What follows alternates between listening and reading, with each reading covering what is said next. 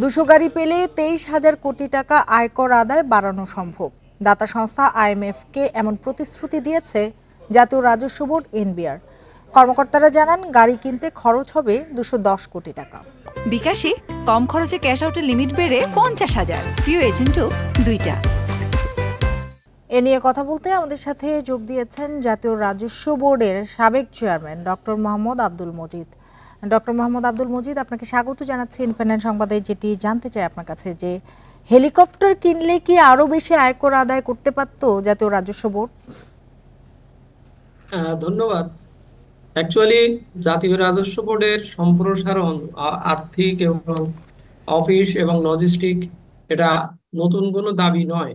হঠাৎ করে মনে হবে যেন যে তারা বোধহয় আজকে চাচ্ছে এটা তো 2007-08 অর্থ বছরের বাজেটে স্পষ্ট প্রতিশ্রুতি দেওয়া হয়েছিল সরকারের পক্ষ থেকে যে এসবিআর এর স্ট্রাকচার, লোকবল এবং লজিস্টিক এগুলো সব বাড়ানো হবে এবং সেই অনুযায়ী স্যাংশনও দেওয়া হয়েছিল। কিন্তু কেন কি জন্যই সেটা এখনো পুরোপুরি বাস্তবায়ন হয়নি, যার জন্য এখন এনবিআর কে হয়তো বলতে হচ্ছে আমাকে আরো 200 গাড়ি দেন। এই গাড়ির প্রভিশন তো এমনিতেই আগের থেকে ছিল। আমি আবার বলছি, সরকারের পক্ষ থেকে, রাষ্ট্রের পক্ষ থেকে এনবিআর কে শক্তিশালীকরণের যে সমস্ত প্রতিশ্রুতি, প্রয়োজনীয়তা এবং আবশ্যকতা রয়েছে সেগুলো পূরণ করা অবশ্যই প্রয়োজন। এখন দাবি করে বিরাট একটা লিস্ট পাঠিয়ে, ফাইন্যান্সে পাঠিয়ে তারপরে টাকা চেতে হচ্ছে, এইটা দুঃখজনক। কিন্তু এটা যদি সময়ে সময়ে ঠিকঠাক মতন করে দেওয়া হতো বা যায়, তাহলে অবশ্যই এনবিআর এর দক্ষতা বৃদ্ধি বা সম্প্রসারণ চাইতে হতো না। আরেকটি বিষয় যে 200 গাড়ি ব্যবহার করে আয়কর আদায় করার মতো জনবল এনবিআর এর রয়েছে কি? হ্যাঁ, এই প্রশ্নটি অবশ্যই আসতে পারে যে এই গাড়ি ব্যবহার করে তারা কতটা পারবেন বা জনবল অবশ্যই আছে। কিন্তু ওই যে ফাইন্যান্সে ওনারা যেটা বলেছেন যে তাদের প্রশিক্ষণ, অফিস বাড়া, এইগুলো সব সাথে সাথে বাড়াতে হবে। তা না বাড়িয়ে, অফিস না বাড়িয়ে কিংবা যদি অন্য কাজগুলো না করে যদি শুধু গাড়ি নেওয়া হয়, তাহলে সেই গাড়ির ব্যবহার নিয়ে প্রশ্ন উঠবে। কিন্তু আমি এটা বলছি যে প্রয়োজনীয়তা আছে এসব লজিস্টিকের, এবং এটা আইএমএফ এর সামনে আজকে বলবার বিষয় না, এটা অনেক আগের থেকেই বলা হচ্ছে। কিন্তু এটা বল আর ব্যাটের সমন্বয় হয়নি। সেটা হোক, তাহলে এর যথার্থতা প্রমাণ পাওয়া যাবে।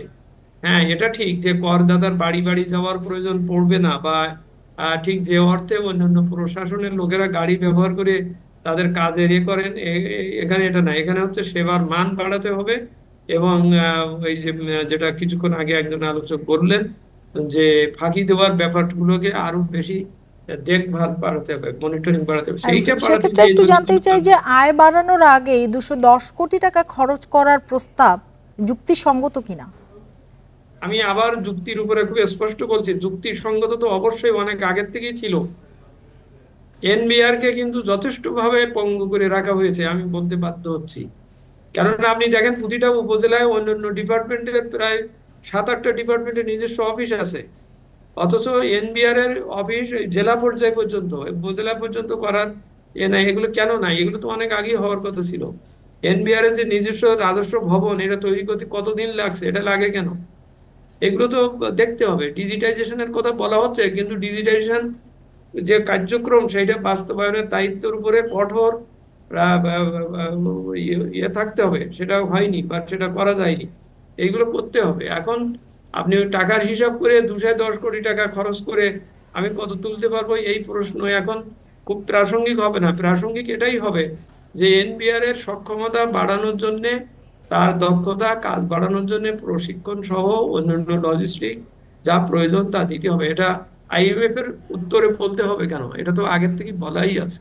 জি, আয়কর আদায় বাড়িয়ে আইএমএফ এর শর্ত পূরণের আর কোনো বিকল্প উপায় কি নেই?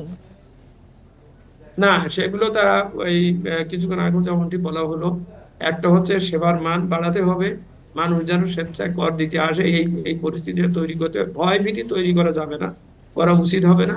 আইনের সরলতা করতে হবে, আইন সরল করার, গত বছর আয়কর আইন পাশ করা হয়েছে, সরল করার চেষ্টা চলছে। কিন্তু ওর ভিতরে যদি কোনো জটিলতা থাকে, কোনো ধরনের যদি আন্তঃসংঘর্ষীয় কোনো বিষয় থাকে, অফিসারদের ডিসক্রিশনারি পাওয়ার খাটানোর ব্যাপারে যদি বেশি থাকে, জরিমানার ব্যাপারগুলো যদি বেশি থাকে, তাহলে হয়তো নিরুৎসাহিত পরিবেশ সৃষ্টি হবে। সুতরাং আমি আবার বলছি, আয়কর দেওয়ার মতন আয়কর দেওয়ার মতন সুস্থ এনাবলিং পরিবেশ তৈরি করতে হবে।